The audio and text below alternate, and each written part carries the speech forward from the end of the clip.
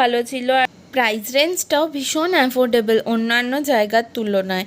তো আমি এখন ভিডিও এডিট করতে করতে তো আমার আবার খিদে পেয়ে যাচ্ছে। আর আমরা মেন কোর্সেও কী কী অর্ডার দিয়েছি সেটাও দেখে নাও। চলে এসেছিলো বাটার নান, চিকেন বাটার মশালা আর রাজস্থানি লাল মাংস। এটা অবশ্য ওই মা আর ভাই ওরা দুজনই খাবে। আমাদের তো বিরিয়ানি অর্ডার দেওয়া ছিল।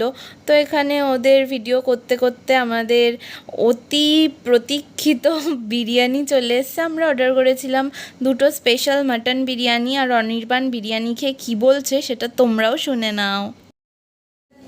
ভালো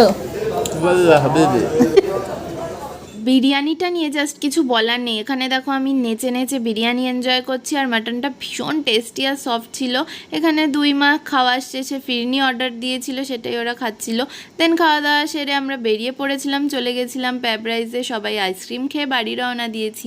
কেমন লাগলো জানিও, টাটা।